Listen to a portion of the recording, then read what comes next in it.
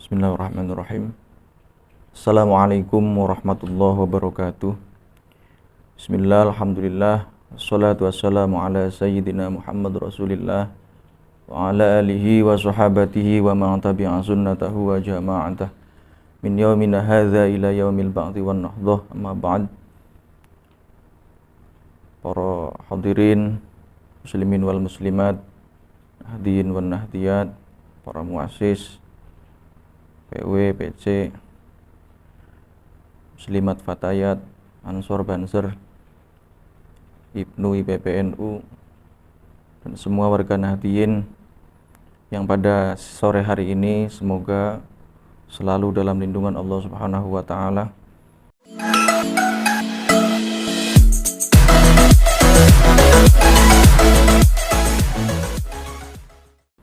Kitab Nashaihul Ibad, muallif Syekh Muhammad Nawawi bin Umar Al-Jawi Al-Bantani. Nashaihul Ibad, nasihatnya para hamba. Kemudian yang kami tukil adalah bagian dari bab 2. Kalau bab 2 ini panjang, saya rasa waktunya tidak cukup. Kita kultum saja mengurai dari apa yang ada di bab 2 di dalam kitab Nashaihul Ibad ini. Baik, hadirin jamaatul medsosiyah dimanapun berada, seiringnya waktu tentu kita paham betul bagaimana rasio kita dalam berpikir matang, berpikir cakap untuk menelusuri segala aspek kehidupan ini tidak dengan tidak dengan sembarang, tidak dengan cara baik menurut diri sendiri, tapi baik menurut aturan, benar menurut aturan. Oleh karena itu di dalam bab ini disinggung saking penting kehati-hatiannya kita dalam beramaliyah, dalam bermuamalah, baik itu mahdhah ataupun ghairuh muqayyadah mutlaqah, apapun ibadahnya, tentu dengan rujukan-rujukan ulama-ulama yang mu'tabar, ulama-ulama yang khos. Tidak sembarang kita menggali satu kajian yang menggapai segala aspek amaliyah kita, agar representasi amaliyah kita itu berdasarkan dengan kaidah atau kajian ala ahlu sunnah wal jamaah. Kanjeng Nabi dawuhipun Kanjeng Nabi sallallahu alaihi wasallam, sayati zamanun ala ummati yafirruna minal ulama'i wal fuqaha fayabtalihumullah bisalasati baliyatin ulaha yarfa'ullah al-barakata min kasbihim wa thaniyati yusallitullahu alaihim sultanan zaliman wa thalithatu yakhrujuna minad dunya bighairil iman. Diingatkan dan isyarakan oleh baginda Kanjeng Nabi Muhammad sallallahu alaihi wasallam, sayati bakal teko zamanun siji zaman ala ummati ing atase umat ingsun, akan datang suatu masa pada umatku nanti yafirruna ngadoi, minder, menjauh minal ulama, daripada para ulama, daripada para kiai-kiai. Jadi Kanjeng Nabi menyinggung kita, mengingatkan kita bahwa kelak di zaman umatku nanti mereka akan menjauh, akan menghindar daripada ulama, daripada ahlul ilmi, daripada orang-orang yang khos, wal fuqaha, dan mereka menjauh dari ahlul fiqih, dan menjauh daripada ahlil ilmi. Lantas bagaimana ketika seruan Kanjeng Nabi pada zamanku nanti, di mana mereka akan menjauh dari ulama-ulama, kiai-kiai khos yang mu'tabar, yang sanadnya sampai Kanjeng Nabi Muhammad SAW? Apa diantaranya konsekuensinya ketika menjauh daripada ulama atau ahli ilmi ini? Tentu makna daripada menjauh bukan secara lahiriah atau secara fisik.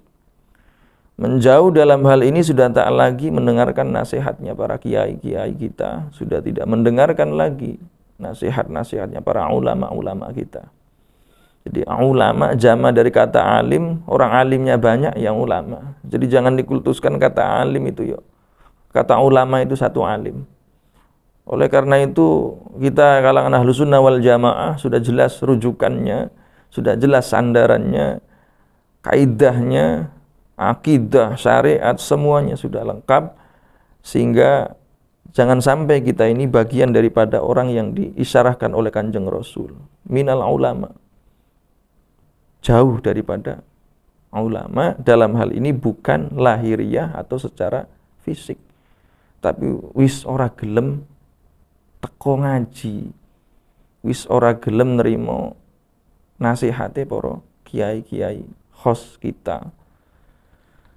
Dan sudah tidak lagi menggubris, kalau bahasa istilahnya itu wal-wal kedual, ora sendal ora kadal, apa bae diuntal.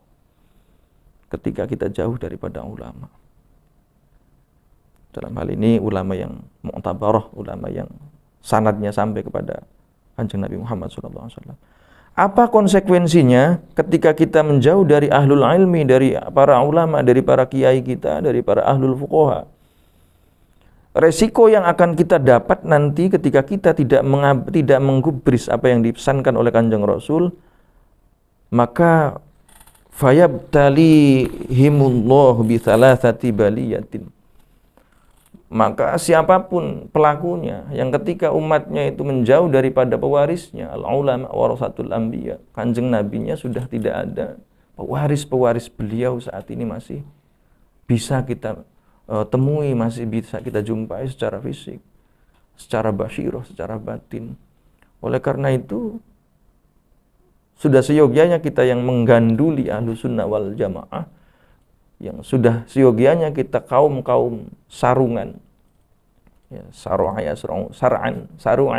Jadi sarung ya, sarungan syariat. Jadi kalau NU itu pakai sarung, gandulan sarungannya kiai itu karena udah syariatnya para kiai. Jadi falsafah sarung itu ya saruan, syariat.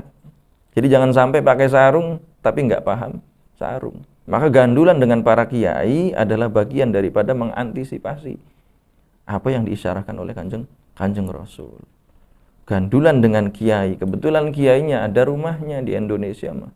Jadi ilmu diwadahi, wadahnya ilmu itu para kiai-kiai, para kiainya diwadahi. Apa wadahnya para kiai? Rumahnya para kiai adalah Nahdlatul Ulama. Jadi itu. Apa konsekuensi yang akan mengakibatkan pelakunya ketika menjauh daripada para ahlul ilmi dan ahlul fuqaha, para ulama, para kiai? Yang pertama adalah bisalah sati baliyatin, maka akan diuji, diberikan 3 musibah, 3 balaya.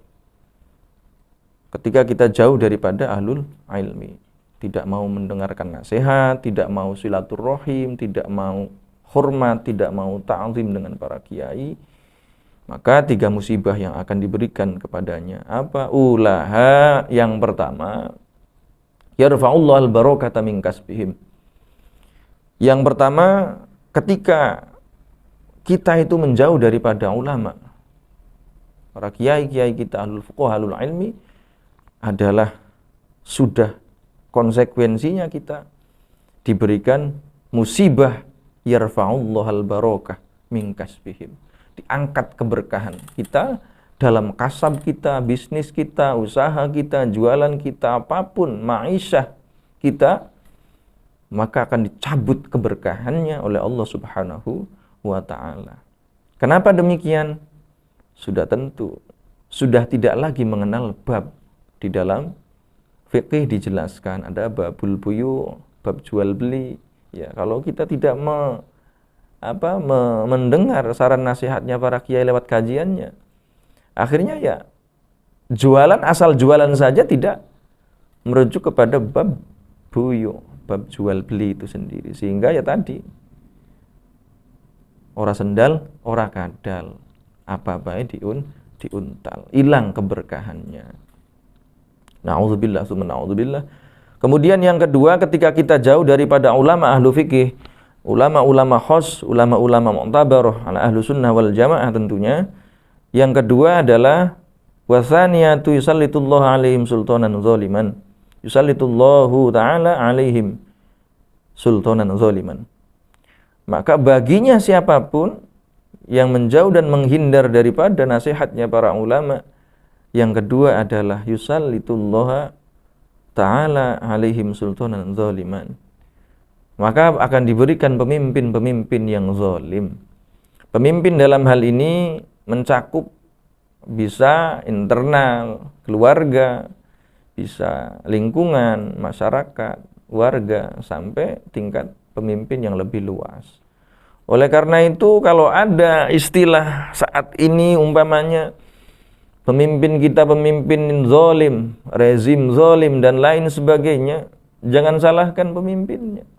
Toh jangan-jangan kita ini termasuk orang yang digolongkan dan isyaratkan oleh Kanjeng Rasul, orang yang jauh daripada ulama, yang benar-benar ulama.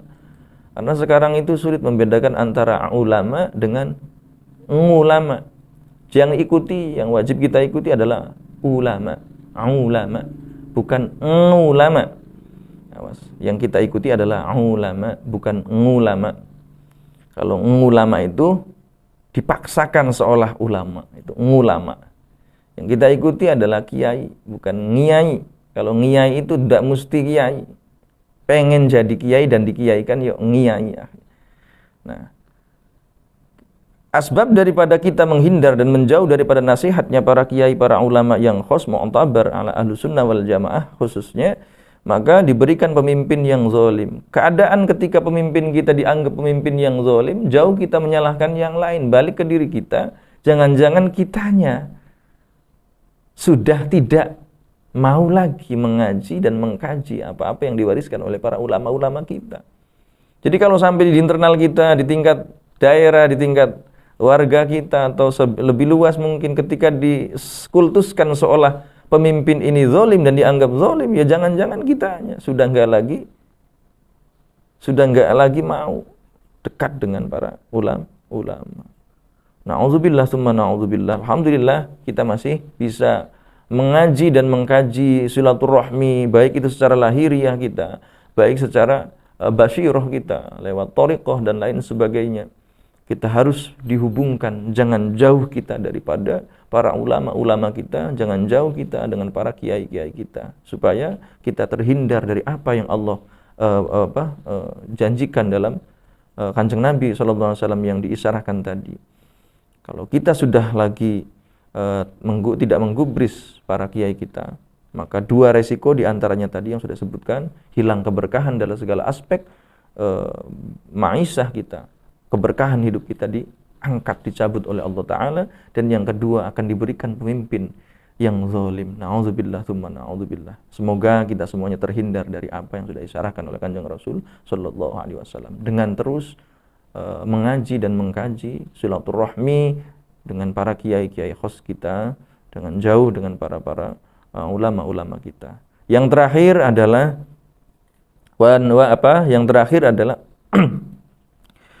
wa tsalitsatu yakhrujuna minad dunya bi ghairil iman. Adapun yang nomor 3, resiko daripada umat Kanjeng Rasul yang menjauh daripada ahlul fikih, ahlul ilmi, para ulama-ulama, para kiai-kiai khos, apa konsekuensinya? Yakhrujuna minad dunya bi ghairil iman. Yakhruju bi maknal maut. Yakhruju metu sing dunyo, mati. Sedo qaid, wafat. Nah, jadi mati, meninggalkan dunia ini, minat dunia, dari dunia bi ghairil iman, dengan tidak membawa iman.